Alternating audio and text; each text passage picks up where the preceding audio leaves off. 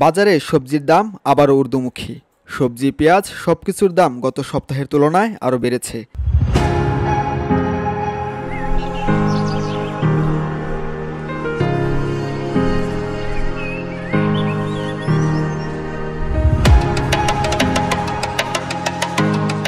শীতের সবজি বাজারে এলেও স্বস্তির দেখা নেই। বেগুন ৬০ টাকা, ঢেঁড়স ৬০ টাকা এবং করলা ৮০ টাকা কেজি। কিন্তু সবচেয়ে বেশি চাপে ফেলেছে পেঁয়াজ। কারওয়ান বাজারে পেঁয়াজ বিক্রি হচ্ছে ১১০ টাকা থেকে ১২০ টাকা, রসুন ১৬০ টাকা। ক্রেতারা অভিযোগ করছেন, শীতের সবজি আসতে শুরু করলেও দাম কমার বদলে আরও বাড়ছে।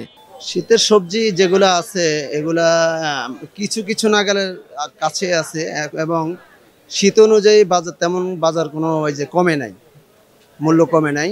আমি গতকাল বিকালে নিছি কিছু, গতকাল বিকালেও কম দেখছি, কিন্তু আজকে দেখতেছি যে মানে দাম বেশি আর কি অনেক।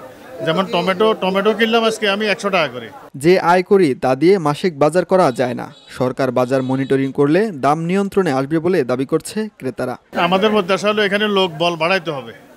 লোক বল বাড়াইয়া অন্যান্য ডিপার্টমেন্ট, যে সমস্ত ডিপার্টমেন্টে খুব একটা কার্যক্রম নাই, সেখান থেকে লোক বল কমাইয়া এই বাজার মনিটরিং অর্থাৎ ভোক্তা অধিকার এই ক্ষেত্রে লোক বল বাড়াইয়া বাজার মনিটরিংটা আরও বেশি নিয়ন্ত্রণে রাখতে হবে এবং আরও বেশি এখানে কাজ করতে হবে আর কি। বিক্রেতারা বলছেন, শীতের সবজি এখনও পুরোপুরি আসেনি। সরবরাহ বাড়লে দাম কমবে, ক্রেতা বাড়ছে, বাজার ধীরে ধীরে স্বাভাবিক হবে। ফুলকপি, বাঁধাকপি এগুলো যখন পর্যাপ্ত এসে যাব তখন তো সবজি খাইবই না মানুষ। চাহিদাও আছে, নতুন সবজি আসলে মানুষে পছন্দ করে, দাম ২ টাকা কম আর বেশি সবাই খায়। যখন সব দিকতে আসবো তখন সিম তো সস্তা হয়ে যাবে, আরো কম দাম কমে যাবে। সাধারণ মানুষ প্রত্যাশা করছেন, কারণ বাজার সহ সারা দেশে বাজার মনিটরিং না করলে নিত্যপণ্যের মূল্য আরও নাগালের বাইরে চলে যাবে।